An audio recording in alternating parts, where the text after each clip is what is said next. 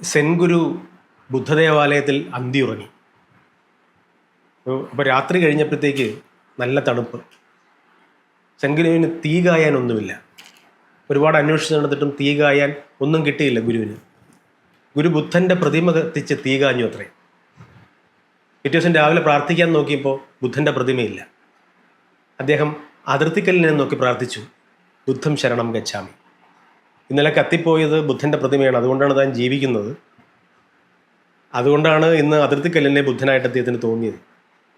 ആത്യന്തികമായി നമ്മളുണ്ടെങ്കിലേ നമ്മുടെ ദൈവമുള്ളൂ, നമ്മുടെ ലോകമുള്ളൂ, നമ്മുടെ സ്വപ്നങ്ങളുള്ളൂ. നമ്മളാണ് ആത്യന്തികമായി ലോകത്ത് നമുക്കുണ്ടാവേണ്ടതെന്നൊരു ചിന്ത. അതാണ് യഥാർത്ഥ ആത്മീയത. ആ ആത്മീയതയിൽ ഊന്നിക്കൊണ്ടായിരിക്കണം ആരാധനയുടെ എല്ലാ സാധ്യതകളും എന്നാണ് എൻ്റെ വിശ്വാസം.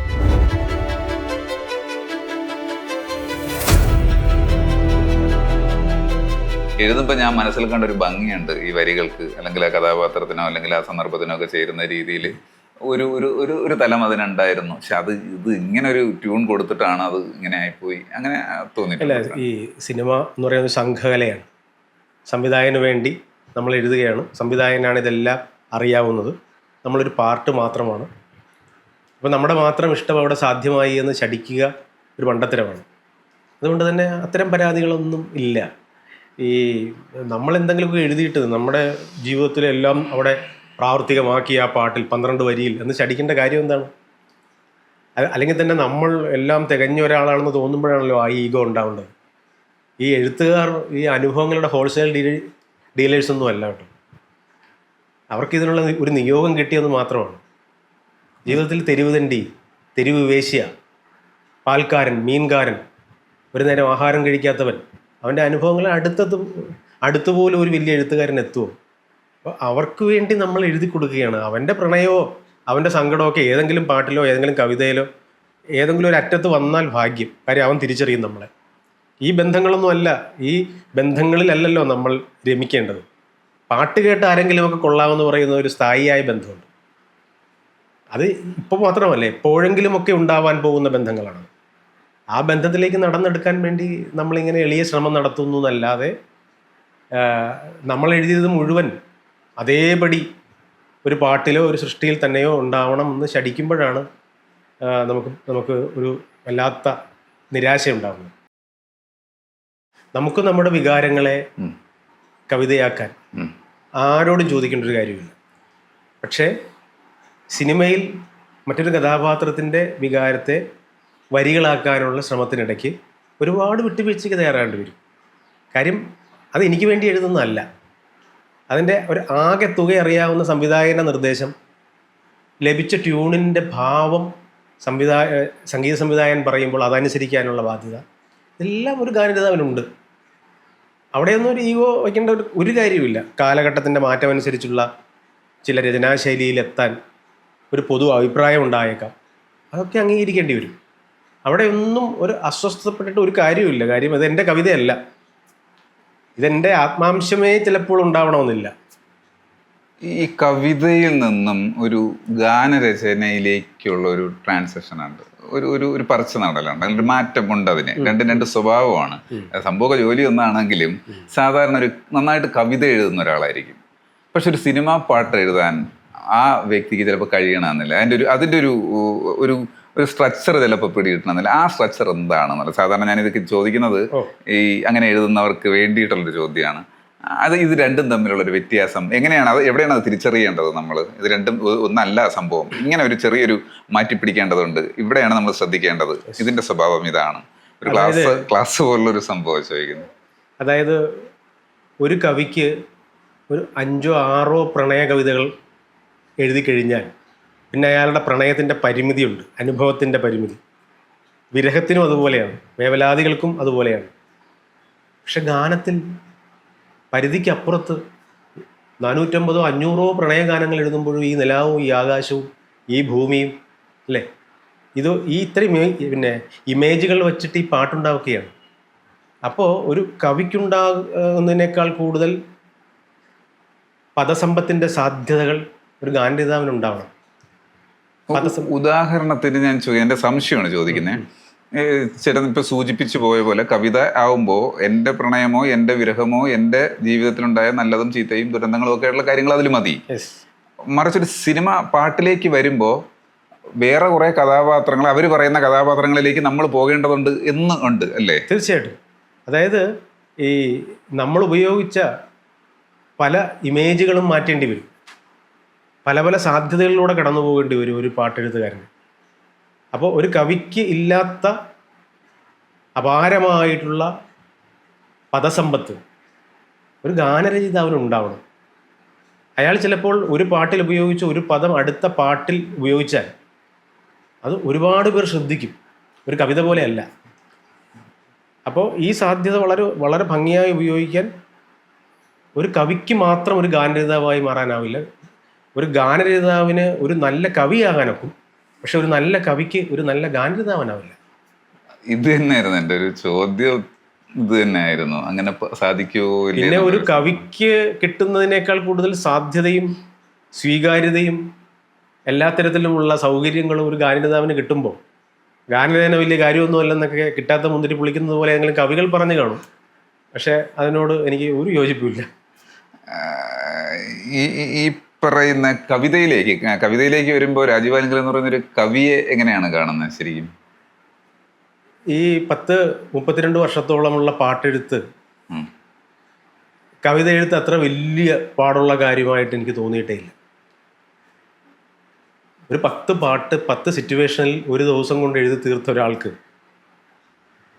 ആ സ്ട്രക്ചർ മനസ്സിലായ ഒരാൾക്ക്, പദങ്ങൾ എങ്ങനെ ഘടിപ്പിക്കണമെന്നതിനെക്കുറിച്ചുള്ള ബോധ്യമുള്ള ഒരാൾക്ക്, എവിടെയൊക്കെയാണ് വികാരങ്ങളുടെ വിതറൽ സംഭവിക്കേണ്ടത് എന്നതിനെക്കുറിച്ച് ബോധ്യമുള്ള ഒരാൾക്ക് ഒരു കവിത എഴുതി തീർക്കാനൊന്നും വലിയ പാടൊന്നുമില്ല. അത് എൻ്റെ വ്യക്തിപരമായ അഭിപ്രായമാണ്. പക്ഷെ ഗാനം എഴുത്ത് അതല്ല. കവികളെല്ലാം കൂടി ഇപ്പോൾ വരും പ്രകടനമായിട്ട്. കവികൾ അത് എങ്ങനെ എടുത്താലും ശരി, ഈ പറയുന്ന പാട്ടെഴുത്തിൻ്റെ ഒരു സാധ്യതയുണ്ട്. ഒരു 10 അയ്യപ്പൻ പാട്ട് എഴുതുമ്പോൾ 10 രീതിയിൽ അയ്യപ്പനെ നമ്മൾ സമീപിക്കുകയാണ്. അയ്യപ്പൻ്റെ ജീവിത പശ്ചാത്തലം, ഭക്തി പശ്ചാത്തലം അല്ലേ? അപ്പോൾ അത്തരം 10 തരത്തിൽ അത് ചിലപ്പോൾ ഒരു നല്ല സംഗീതം കൂടി വേണമല്ലോ. പാട്ടിന് സംഗീതം കൂടി ഉണ്ടാകുമ്പോഴാണ് അത് കൊള്ളാമെന്നൊക്കെ പറയുന്നത്. അപ്പോൾ ഒരു പഴനി മല മുരുകന് പള്ളിവേലായുധം അല്ലേ, പള്ളിവേലായുധം എന്ന് പറഞ്ഞ പാട്ടുണ്ടല്ലോ. അപ്പോൾ ആ പാട്ട് ഇങ്ങോട്ടൊന്ന് മുഴുവൻ കേട്ട് നോക്കിക്കഴിഞ്ഞാൽ അതൊരു കവിക്കൊന്നും എഴുതാൻ കഴിയില്ല. കവിയേക്കാൾ പദസമ്പത്തുള്ള ഒരാളുടെ രചനാ കസർത്തുകളാണത്. അപ്പോൾ ഗിരീഷ് പുത്തഞ്ചേരിയെ നമ്മൾ, അല്ലെങ്കിൽ കൈതപ്രത്തെ, അല്ലെങ്കിൽ ശ്രീ ബിച്ചു തിരുമലയെ ഒക്കെ നമ്മൾ ആദരിക്കേണ്ടത് അങ്ങനെയാണ്. അവരുടെ കവിതയേക്കാൾ കൂടുതൽ വളരെ ഭംഗിയുള്ള പദസമ്പത്തുകൾ അവരുടെ ഗാനങ്ങളിലുണ്ട് എന്ന തിരിച്ചറിവ് ഒരു കുറച്ചിലായിട്ട് എന്തിനാണ് കാണുന്നത്? ഗാനം എന്ന് പറയുന്നത്, പാട്ടെന്നൊക്കെ പറയുമ്പോൾ നമ്മളതിനെ കുറച്ച്, ഈ കവികൾ എന്ന് പറയും. ഈ കവികൾക്ക് ഇത് ഇഷ്ടപ്പെടാത്തതിൻ്റെ കാരണം എന്താണെന്ന് എനിക്കറിയാമില്ല. കാര്യം ആദ്യത്തെ പാട്ടെഴുത്തുകാരൻ്റെ പേര് തുഞ്ചത്ത് എഴുത്തച്ഛൻ എന്നാണ്. അത് കിളിപ്പാട്ടായിരുന്നു. കൃഷ്ണഗാഥ എഴുതിയത് ചെറുശ്ശേരിയാണ് അല്ലേ? അപ്പോൾ ഈ ഗാഥയും പാട്ടും ഒക്കെ ഇന്നും ഇന്നലെയും തുടങ്ങിയ കാര്യമല്ലല്ലോ. അപ്പോൾ അതുകൊണ്ട് നല്ല കവിത നല്ല ഗാനമാണ്, നല്ല ഗാനം നല്ല കവിതയുമാണ്. പക്ഷെ എന്തുകൊണ്ടാണ് ഈ പാട്ട് ആയുസില്ലാതെ പോകുന്നത്? ഒരു പാട്ടും അധികം ഈ 5 വർഷത്തിനിടയിൽ എടുത്തു കഴിഞ്ഞാൽ ഒരു 5 പാട്ട് വേണമെങ്കിൽ ചിലപ്പോൾ പറയാൻ പറ്റും. അതും ആദ്യത്തെയോ രണ്ടാമത്തെയോ വരി പറയാൻ പറ്റും. അതിനുശേഷമുള്ള വരികൾ കാണാപ്പാടായിട്ട് ആർക്കും അറിയില്ല. ഇപ്പോൾ ഒരു 90s പിന്നെ അതിനുശേഷമൊക്കെ ഉള്ള കുറേ ഒരു കാലഘട്ടത്തിലെ പാട്ടുകളുടെ ആദ്യ അവസാനം വരെ വരികൾ അറിയുന്ന ആൾക്കാരാണ് അവിടെ ഉണ്ടായിരുന്നത്. പക്ഷെ ഇപ്പോഴുള്ള ജനറേഷന് പോലും ഭൂരിപക്ഷം പേർക്കും ആ കുറച്ച് വരികളല്ലാതെ അതിൻ്റെ അവസാനം വരെയുള്ളൊരു വരികൾ പോലും ഓർത്തു വയ്ക്കാൻ പറ്റാത്തൊരവസ്ഥയിൽ സിനിമാ പാട്ടുകൾ ഇങ്ങനെ അകന്നു നിൽക്കുന്നുണ്ട്. ഇതിൻ്റെ ഒരു കാരണം എന്താണ്? ചിന്തിച്ചിട്ടുണ്ടോ അങ്ങനെ? അല്ല, ഈ പാട്ടിനെ എന്നല്ല, എല്ലാത്തിനെയും ശ്രദ്ധിക്കാനുള്ള തരത്തിലുള്ള ജീവിത അവസ്ഥകളിൽ നിന്ന് മാറിയിട്ടുണ്ട് നമ്മൾ. നമുക്ക് ഒരുപാട് സമയം വെറുതെ ഇരിക്കാനില്ല, ചിന്തിക്കാനില്ല. പക്ഷേ കമ്പയർ ചെയ്യുമ്പോൾ നന്നായി വിജയിച്ചൊരു സിനിമയിലെ പാട്ടുകൾ പോലും നമ്മൾ ഓർക്കുന്നില്ല എന്നുള്ളതൊരു പരമാർത്ഥമാണ്. എന്തുകൊണ്ടാണ് അങ്ങനെ സംഭവിക്കുന്നതെന്ന് അറിയില്ല. ഇപ്പോൾ അടുത്ത കാലത്താണെങ്കിൽ വിരലെണ്ണാവുന്ന പാട്ടുകളാണല്ലോ നമുക്ക് ഹൃദയത്തിൽ കൊണ്ടാടാൻ കഴിയുന്നത്. പാട്ടിൻ്റെ ഭാവുകത്വം മാറിപ്പോയി, സിനിമയുടെ ഭാവുകത്വം മാറി, കലയുടെ ആകമാനമുള്ളൊരു ഭാവുകത്വം മാറിയിട്ടുണ്ട്. അനുഭവങ്ങൾ, മനുഷ്യൻ്റെ അനുഭവങ്ങളുടെ തലം മാറുമ്പോഴാണ് ഇതെല്ലാം മാറുന്നത്. ജീവിതം തന്നെ മാറിപ്പോവുകയാണ്. ആഹാരം മാറിപ്പോകുന്നു, വസ്ത്രധാരണം മാറിപ്പോകുന്നു, അല്ലേ? അവൻ്റെ സ്വപ്നങ്ങൾക്ക് അതിൻ്റെ അഴക് മാറുന്നു, അല്ലേ? അതിൻ്റെ ആഴം മാറുന്നു. അതനുസരിച്ച് സിനിമാ പാട്ടും മാറുന്നുണ്ട്, സിനിമയും മാറുന്നുണ്ട്. നല്ലത് മാത്രമേ നിലനിൽക്കൂ കേട്ടോ. നേരത്തെ പറഞ്ഞ പോലെ ഭക്തിഗാനങ്ങൾ ഒരുപാട് എഴുതിയിട്ടുണ്ട്. രാജീവ് ആലങ്കൽ എന്ന് പറയുന്നൊരു വ്യക്തി ഒരു തികഞ്ഞ ഈശ്വര വിശ്വാസിയാണ്, ഭക്തനാണ്. അങ്ങനെ തോന്നിയിട്ടുണ്ട് എഴുതുന്നതിൽ? അതിലൊരു എഴുത്തിൻ്റെ ഒരു നല്ലൊരു ഭക്തി ഉണ്ട് അതിൽ എന്ന് എഴുതിയിട്ട് ഭക്തി ഇല്ലാത്തവരും ഭക്തിഗാനങ്ങൾ എഴുതിയിട്ടുണ്ട് ഒരു കാലഘട്ടത്തിലൊക്കെ. ഞാൻ ചോദിക്കുന്ന വിശ്വാസിയാണ്, ഈശ്വര വിശ്വാസിയാണ്, ദൈവത്തെ. ഈശ്വരനെ വിശ്വാസമാണ്, പക്ഷേ അന്ധവിശ്വാസിയല്ല.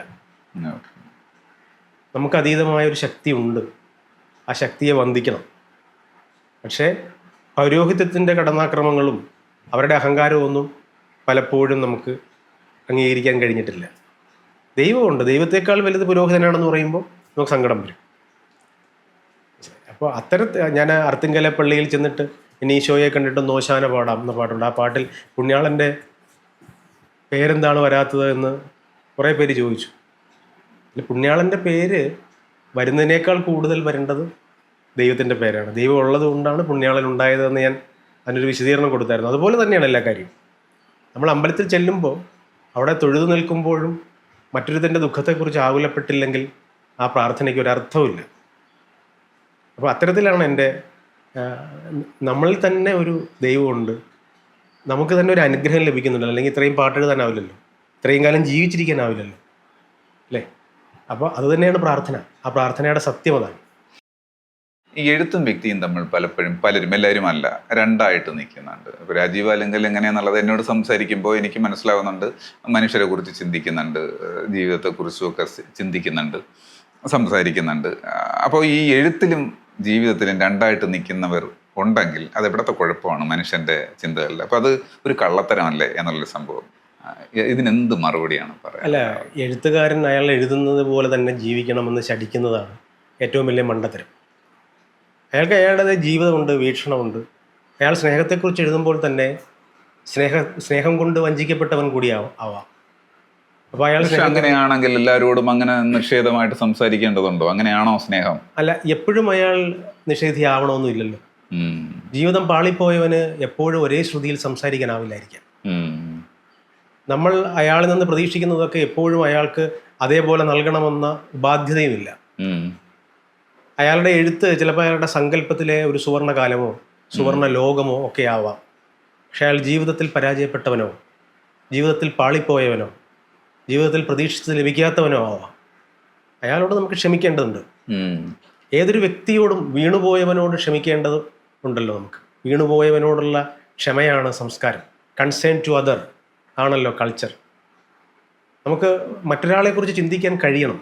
അപ്പോഴും എൻ്റെ ചോദ്യം അവിടെ ബാക്കി നിൽക്കുന്നത്, സ്നേഹത്തെക്കുറിച്ച് കൂടുതൽ എഴുതുന്ന കുറച്ചുകൂടി അറിവുള്ള ഒരാളാണല്ലോ സാധാരണ മനുഷ്യനേക്കാൾ കുറച്ചുകൂടി ചിന്ത കൊണ്ടും അല്ലെങ്കിൽ അറിവ് കുറച്ചുകൂടി ഉണ്ട് എന്ന്, അല്ലെങ്കിൽ ഇതൊന്നും പറ്റില്ല. അപ്പം ആ ഒരു മനുഷ്യൻ അങ്ങനെ സംസാരിക്കണമെങ്കിൽ വളരെ, അതായത് മനുഷ്യനോട്, എന്നെപ്പോലെ ഒരു സഹജീവിയാണ്, അവിടെ എഴുത്തുകാരനോ അല്ലാത്ത ഒരാളോ എന്നുള്ള ഒരു സംഭവമേ അല്ല, എന്നെപ്പോലെ ഒരു മനുഷ്യനായിട്ടുള്ള ഒരാളാണ്. ആ ആളിനോട് ഞാൻ സംസാരിക്കുമ്പോൾ ഞാൻ ഉപയോഗിക്കുന്ന വാക്കുകൾ അല്ലെങ്കിൽ അയാളിനോട് എന്നെ പ്രൊവോക്ക് ചെയ്യണ രീതിയിലൊന്നും സംസാരിച്ചിട്ടില്ല.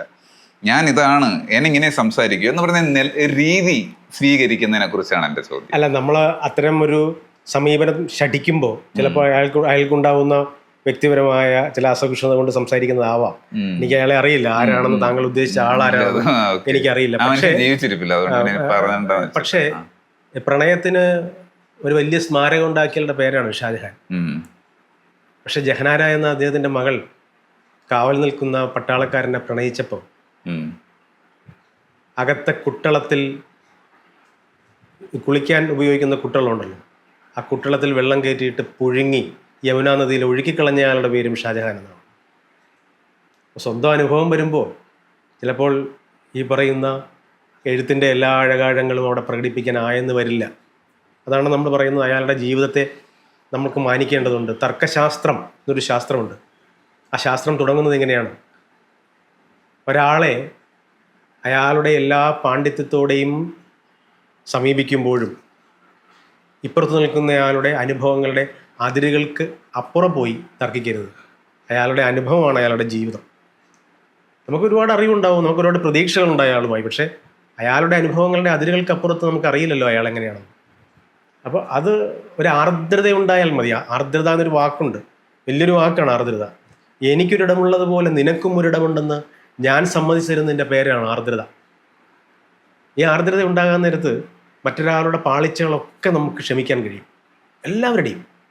ആരും രാവിലെ എഴുന്നേറ്റതിന് ശേഷം കുറേ പേരെ തല്ലിക്കളയാമെന്നോ കുറച്ച് പേരെ നോവിക്കാമെന്നോ എന്നൊക്കെ പറഞ്ഞ് ആരും ഒരുങ്ങി വരുന്നതല്ലല്ലോ. പാളിപ്പോകുന്നതാണ് ജീവിതത്തിൽ. പാളിപ്പോകുന്നവരോട് അനുകമ്പയില്ലെങ്കിൽ പിന്നെ എന്താണ് സംസ്കാരത്തിന് അർത്ഥം?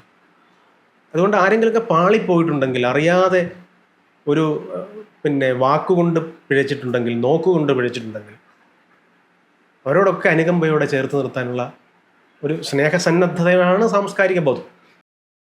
രാജീവ് ആലങ്കൽ എന്ന് പറയുന്ന ഒരു എഴുത്തുകാരൻ അല്ലെങ്കിൽ വ്യക്തി സ്വീകരിക്കുന്ന രാഷ്ട്രീയ നിലപാട്, തുറന്ന് പറയുന്നതിലൊരു രീതി എങ്ങനെയൊക്കെയാണ്? ഇത് പൊളിറ്റിക്സ് എന്താണ്, അല്ലെങ്കിൽ ഇതിനെക്കുറിച്ചുള്ള നിലപാട് എന്താണ്? തുറന്ന് പറയാനുള്ള ഒരു മനസ്സുള്ള ഒരാളാണോ? എന്താണ് സ്വന്തം രാഷ്ട്രീയം? അല്ല, ഞാൻ ചിലപ്പോൾ എനിക്ക് ഇഷ്ടമില്ലാത്ത കാര്യം തുറന്നു പറയുമ്പോൾ ഒരുപാട് വട്ടം ചിന്തിക്കും. പലപ്പോഴും ചിലപ്പോൾ വാക്കുകൾ അറിയാതെ വിട്ടുപോയിട്ടുണ്ടാവും. പക്ഷെ അത് ഒരാളെയും നോവിക്കരുത് എന്ന് ചിന്തിക്കും. പിന്നെ നമ്മളെല്ലാവരെയും വിമർശിക്കുന്നത് തിരിച്ചടി കിട്ടില്ല എന്ന് ഉറപ്പുള്ളവരെ എന്നും വിമർശിച്ചുകൊണ്ടിരിക്കും, അല്ലേ? തിരിച്ചിങ്ങോട്ട് അറ്റാക്ക് കിട്ടുമെന്ന് ഓർത്ത് കഴിഞ്ഞാൽ നമ്മൾ മിണ്ടില്ല. പിന്നെ നമ്മൾ വേറെ രീതിയിൽ ഒളിഞ്ഞും പാത്തുമൊക്കെയാണ് നമ്മൾ, അല്ലേ? നമ്മുടെ ഒരു സ്വഭാവമാണ്. ഇപ്പോൾ 5-6 വർഷമായി ഭാരതത്തിൽ ഇല്ലാത്ത 6-7 തലമുറ ഒരേപോലെ ആരാധിച്ച ഒരേ ഒരു മലയാളിയേ ഉള്ളൂ. അറിയാമല്ലോ ആരാണ്? യേശുദാസ്. അദ്ദേഹം ഒരു 5 വർഷമായിട്ട്, മിനിമം 5 വർഷമായിട്ട് ഒരു സ്റ്റേറ്റ്മെൻറ്റും ഇതുവരെ നടത്തിയിട്ടില്ല. ജീവിതകാലം മുഴുവൻ നമുക്ക് വേണ്ടി പാടുത്തുന്ന ഒരാൾ നമ്മുടെ രാജ്യത്ത് പോലും ഇല്ലാതെ 85 വയസ്സായി സ്വസ്ഥമായി കഴിയുകയാണ്. രാജ്യത്ത് ഇല്ലാത്തതിന്റെ പേരിലാണ് അദ്ദേഹം ഭാരതത്തിലേക്ക് വരുന്നു എന്ന് പറയുമ്പോൾ തന്നെ താഴത്തെ തെറിയേക്കമ്മല്ലേ. കാര്യം എന്താ അറിയാമോ? അദ്ദേഹവും തല്ലൂല്ല, അദ്ദേഹത്തിന്റെ മക്കളും തല്ലില്ലെന്ന് ഉറപ്പാണ്. തല്ല് കിട്ടുന്നവരെ കുറിച്ച് ആരും ഒന്നും മിണ്ടൂല്ല. പിന്നെ കുറച്ച് ആൾക്കാരുണ്ട് ആരെക്കുറിച്ച് എന്തും പറയാമെന്ന് പറഞ്ഞ് രാവിലെ തുടങ്ങും. ഇപ്പോൾ ഒരു റോസാപുഷ്പം ഇട്ടിട്ട് എൻ്റെ സന്തോഷമാണ് എന്ന് പറയുമ്പോൾ നീ ആരാടാ സന്തോഷിക്കാനെന്ന് താഴെ കമൻ്റ് ഇടുന്നവരൊക്കെ ഉണ്ട്. അപ്പോൾ അങ്ങനെയുള്ളവരൊക്കെ ഉണ്ടാവും. പക്ഷേ നമുക്കൊരാളെ വിമർശിക്കാനുള്ള എല്ലാ അധികാരവും ഉണ്ട്. പക്ഷേ അയാളെ നോവിക്കാതെ, അയാളുടെ വ്യക്തി സ്വാതന്ത്ര്യത്തെ, ഒരുപക്ഷെ അയാളുടെ അഭിമാന ബോധത്തെ കളങ്കപ്പെടുത്തിക്കൊണ്ടുള്ള ഒരു വിമർശനവും കഴിവതും ഒഴിവാക്കണം എന്നുള്ളൊരു എന്നാലും നമ്മൾ ചിലപ്പോൾ ചില വാക്കുകൾ കൊണ്ട് നമ്മളുടെ സത്യസന്ധമായ അഭിപ്രായങ്ങളൊക്കെ പ്രകടിപ്പിച്ചെന്നിരിക്കാം. ഒരിക്കലും ഒരു മനുഷ്യനെയും പൂർണ്ണമായി ഇല്ലാതാക്കിക്കൊണ്ട് മറ്റൊരാൾ ജയിക്കുന്നില്ല എന്നുള്ളതാണ് വിമർശനങ്ങളുടെ ആത്യന്തികമായ ഒരു സാധ്യത. നമ്മളൊരാളെ വിമർശിച്ച് അയാളെ ഇല്ലാതാക്കി കളയാം, അല്ലെങ്കിൽ അയാളെ നമ്മൾ പരദൂഷണം പറഞ്ഞ് ഇല്ലാതാക്കി കളയാം എന്നൊക്കെയുള്ളൊരു ചിന്തയുണ്ടല്ലോ. ആ ചിന്ത തന്നെ ഒരാളുടെ വളരെ ചെറിയ ഒരാളാണ്, അയാൾക്ക് മാനസിക പക്വത ഇല്ല എന്നതിൻ്റെ തെളിവാണ്. ഈ സോഷ്യൽ മീഡിയ അറ്റാക്ക് ചെയ്യും എന്നുള്ളൊരു പേടി പൊതുവെ ഉണ്ട്, അല്ലേ? തീർച്ചയായിട്ടും. നമ്മളെക്കുറിച്ച് എന്ത് വഴക്ക് വിടാൻ ഒരു സാധനം ഇട്ടാൽ മതി. ഇത്രയും പാട്ട് എഴുതിയിട്ട് ഏതെങ്കിലും പാട്ട് മോശമാണെന്ന് പറഞ്ഞാൽ താഴെ ഇതുവരെ ആരും എഴുതിയിട്ടില്ലല്ലോ.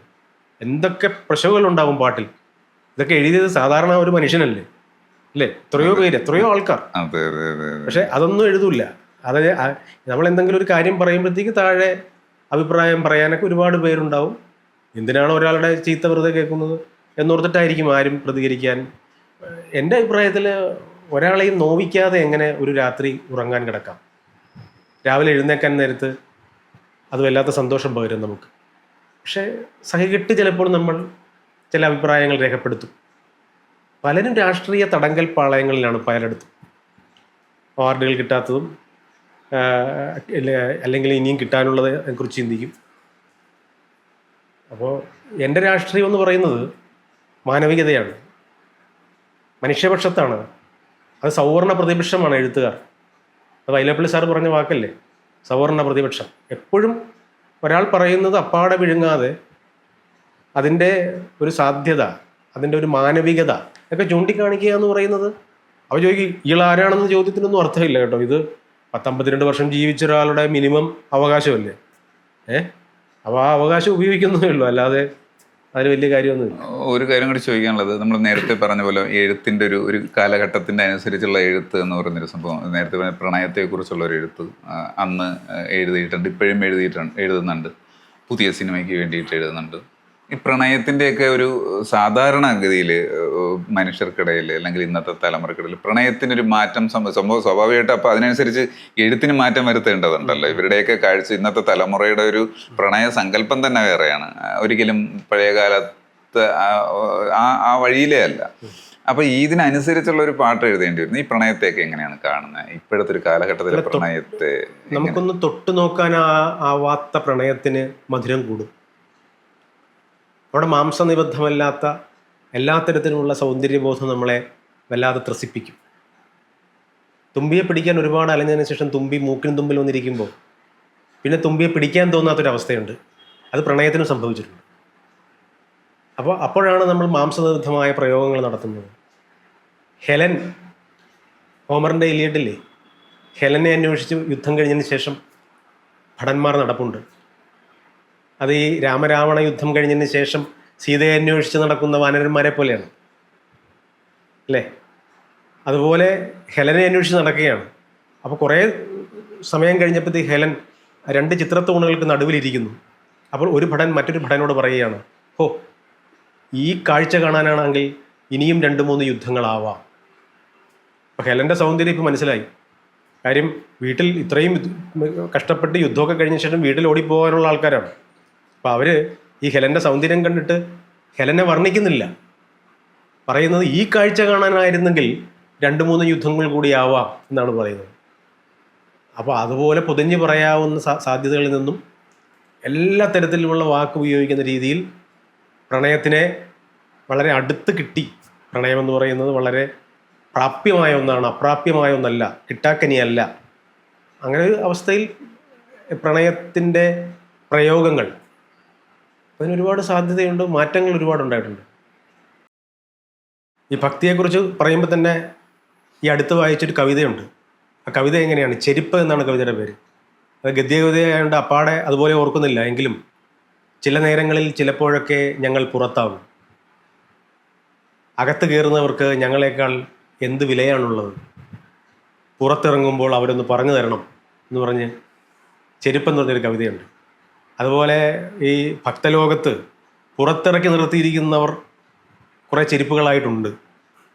അവർ അകത്ത് കയറിയിരിക്കുന്നവരോട് പറയുന്നുണ്ട്, അകത്ത് കയറിയിരിക്കുന്നവർ പുറത്തിറങ്ങുമ്പോൾ പറഞ്ഞു തരണം, ഞങ്ങളെക്കാൾ എന്ത് യോഗ്യതയാണ് നിങ്ങൾക്കുള്ളത് എന്ന്. അങ്ങനെ പുറത്തെ ചില ചെരുപ്പുകളുണ്ട്. ചെരുപ്പുകളെയൊക്കെ നിങ്ങൾ തന്നെ വായിച്ചെടുത്തുള്ളൂ. അങ്ങനെയാണെങ്കിൽ എൻ്റെ കൂടെ സേവന ഭക്തരോട്, വിശ്വാസികളോട്, ഭക്തരോട് ഒരു എഴുത്തുകാരൻ എന്നുള്ള നിലയ്ക്ക് എന്തായിരിക്കും പറയാൻ ഉണ്ടെങ്കിൽ പറയുന്നത്? ഇലകൾ കൂട്ടിമുട്ടുമെന്നോർത്ത് അകറ്റി നട്ട മരങ്ങളാണ് നമ്മൾ എന്ന വീരാൻകുട്ടിയുടെ ഒരു കവിതയുണ്ട്. വേരുകൾ തമ്മിൽ കെട്ടിപ്പിടിക്കുന്നത് ആർക്കും തടയാനാവില്ല എന്നർത്ഥം വരുന്നൊരു കവിത. ഇന്നലെ പെയ്ത മഴയും നാളത്തെ പൊരിവെയിലും ഒരു മതത്തിൻ്റെയോ അല്ലല്ലോ. ഒരു കൊടുങ്കാറ്റും ഒരു മതത്തിൻ്റെയും അക്കൗണ്ടിൽ ആരും എഴുതി ചേർത്തിട്ടില്ലല്ലോ. ഇതെല്ലാം അനുഭവിക്കുന്ന എല്ലാ മനുഷ്യരുടെയും എല്ലാ സ്നേഹവും ദൈവമെന്ന പേരിൽ വിളിക്കാനാണ് എനിക്ക് ആഗ്രഹം. പ്രസിദ്ധമായൊരു കഥയുണ്ട്. 4 മതക്കാർ 4 വള്ളത്തിൽ ഒരു കായലിൻ്റെ കര തേടി പോവുകയാണ്. പക്ഷെ കരയിലെത്തിയിട്ടും ഇറങ്ങുന്നില്ല. കാര്യം, ഇറങ്ങിയാൽ അവർക്ക് ഒരു കരയേ ഉള്ളൂ. ആ കരയിൽ ഒരു സൂര്യനേ ഉള്ളൂ, ഒരാകാശമേ ഉള്ളൂ, ഒരു നിലാവേ ഉള്ളൂ, ഒരു കാറ്റേ ഉള്ളൂ. അവർക്കതുകൊണ്ട് സഹിക്കവയ്യാതെ അവർ 4 വള്ളത്തിൽ തന്നെ ഇരുന്ന് മരിക്കാൻ പോകും. ഇത് തന്നെയാണ് ഭക്തരോടും പറയാനുള്ളത്. എല്ലാവരും വള്ളത്തിൽ നിന്നിറങ്ങി നമ്മുടേതായ ഒരു ഒറ്റക്കരയുണ്ട്. ആ കരയിൽ ഒരു നിലാവിനെയും ഒരു ആകാശത്തെയും ഒരു കാറ്റിനെയും അനുഭവിക്കുക. ഒരേ ദൈവമാണ് നമ്മളെ നിലനിർത്തുന്നത്. ആ ദൈവത്തിന് നിരീശ്വരവാദികൾ ആരെങ്കിലും ഉണ്ടെങ്കിൽ കാലമൊന്ന് പേരിടുക. ദൈവത്തെ വിശ്വാസമില്ലാത്ത ആൾക്കാരെയും അംഗീകരിച്ചൊരു നാടാണിത്. ദൈവം എന്ന് പറയുന്ന സങ്കല്പത്തെ തന്നെ നിഷേധിച്ച ചാർവാകന്മാരോട് ആരും എതിർത്തല്ല സംസാരിച്ചത്. അവരെ ഇപ്പുറത്തുള്ളവർ ചാർവാക മഹാമനീഷികൾ എന്നാണ് പേര് പറഞ്ഞുപയോഗിച്ചത്. കാര്യം, എൻ്റെ ബോധ്യം മാത്രമല്ല ശരി, താങ്കളുടെ ബോധ്യവും ശരിയാണെന്ന് ഒരാൾക്ക് തോന്നുന്ന സാംസ്കാരിക ഗരിമയുണ്ട്. അതുകൊണ്ട് തന്നെ താങ്കളുടെ വിശ്വാസത്തെ ഞാൻ മാനിക്കുന്നു, എൻ്റെ വിശ്വാസത്തെ താങ്കളും മാനിക്കണമെന്ന് ഞാൻ ആഗ്രഹിക്കുന്നു. പക്ഷെ നമ്മൾ രണ്ടുപേരും ഒരേ നിലാവും ഒരേ വെയിലും ഒരേ മഴയും അനുഭവിച്ചവരാണെന്ന് മറന്നു പോവുകയും ചെയ്യരുത്. ഈ പിന്നെ ചിക്കൻ്റെ രുചി, കോഴിയുടെ രുചി അറിഞ്ഞത് മനുഷ്യരല്ല. മനസ്സിലായില്ലേ? ചിക്കൻ്റെ രുചി അറിഞ്ഞത് കുറുക്കനും പട്ടിയൊക്കെയാണ്. കാര്യം അവരാണ് കോഴിയെ പിടിച്ചത്. നമ്മൾ ഈ കറി പൗഡറുകളുടെ രുചി അറിഞ്ഞവരാണ്. അതുപോലെ ഫ്ലേവറുകളല്ല ദൈവം. നമ്മളെ രണ്ടുപേരെയും ഒരേപോലെ കരുതലോടെ കാത്ത് സൂക്ഷിക്കുന്ന നമുക്കതീതമായ ഏതോ ഒരു കാരുണ്യത്തെ ദൈവമെന്ന് വിളിക്കുക. ഈ ഒട്ടകം കള്ളിമുള്ള തിന്നുന്നത് പോലെയാണ് പലരും ദൈവത്തെ അറിഞ്ഞത്. ഒട്ടകം കള്ളിമുള്ള തിന്നുമ്പോൾ കൂർത്ത മുള്ള ഒട്ടകത്തിൻ്റെ മോണയിൽ തറച്ച് കയറും. എന്നിട്ട് സ്വന്തം ആഹാരത്തിൻ്റെ രുചി സ്വന്തം രക്തത്തിൻ്റേതാണെന്ന് തെറ്റിദ്ധരിച്ച കുറേ ഒട്ടകങ്ങൾ നമ്മുടെ നാട്ടിലുണ്ട്. എല്ലാ മതങ്ങളിലും ഉണ്ടവർ. സ്വന്തം രുചിയല്ല ദൈവത്തിൻ്റെത്. സ്വന്തം ആശയങ്ങൾ ദൈവത്തിൻ്റെ മേത്ത് അടിച്ചേൽപ്പിക്കരുത്. എന്നെ രക്ഷിച്ച ആ ദൈവം തന്നെ എൻ്റെ മതത്തിലല്ലാത്ത ഒരാളെയും കരുതലോടെ കാത്തു സൂക്ഷിക്കുന്നുണ്ടെന്ന ഒരു ആർദ്രത ഉണ്ടാവണം. അത് വയലാർ സാറിൻ്റെ പ്രസിദ്ധമായൊരു കവിതയുണ്ട്. ഈ വിശ്വപ്രകൃതിയിലെങ്ങാനും ഒരു മുല്ലപ്പൂവിതൾ വിരിഞ്ഞാൽ, കാട്ടിലെ കതിർകാണാക്കിളി ചിലച്ചാൽ, മുളങ്കൂട്ടിലെ തത്തമ്മയ്ക്ക് നൊമ്പരം വിതുമ്പിയാൽ, അതെന്നിലും വന്നലയ്ക്കും, പിന്നെ മറ്റൊന്നായി രൂപം കൊള്ളും. അപ്പോൾ ഈ വിശ്വപ്രകൃതിയിലെങ്ങാനും ഒരു മുല്ലപ്പൂവിതൾ വിരിയുമ്പോൾ അത് എൻ്റെ വീട്ടിൽ വിരിഞ്ഞതായിട്ട് എനിക്ക് തോന്നണം. കാട്ടിലെ കതിർകാണാക്കിളി ചിലയ്ക്കുമ്പോൾ അത് എൻ്റെ കുഞ്ഞിൻ്റെ സങ്കടമായിട്ട് എനിക്ക് തോന്നണം. അല്ലേ? അപ്പോൾ ഇങ്ങനെയുള്ള ഒരു ബോധത്തിലേക്ക് എത്തുമ്പോഴാണ് നമുക്ക് ദൈവസ്നേഹം ഉണ്ടാകുന്നത്. ഇപ്പം നേപ്പാളിൽ ഭൂകമ്പം 1200 പേർ മരിച്ചു. നേപ്പാളിലായതുകൊണ്ട് നമ്മൾ വായിക്കാതെ തന്നെ മറിച്ച് കളയും. നേപ്പാളിലാണല്ലോ. നമ്മുടെ വാർഡിൽ എന്തെങ്കിലും സംഭവിച്ചാൽ, അല്ലേ? അപ്പോൾ എവിടെ എന്ത് സംഭവിച്ചാലും നമ്മുടെ സങ്കടമാണെന്ന് തോന്നുന്ന ഒരു ആകുലത, ആർദ്രമായ ആകുലത, അല്ലേ? അതുണ്ടാവുകയാണ് മനുഷ്യ സ്നേഹത്തിൻ്റെ അടിസ്ഥാനപരമായ ലക്ഷ്യം. അപ്പോൾ നമ്മൾ മതങ്ങൾക്കതീതമായ ഒരു മാനവികതയിലേക്ക് എത്തും. മതജാതി ഭേദങ്ങൾ മതിലുകൾ കെട്ടാത്ത മഹിതമനോഹരമായ ഒരു ക്ഷേത്രമായി ഈ ഭൂതലം മാറും.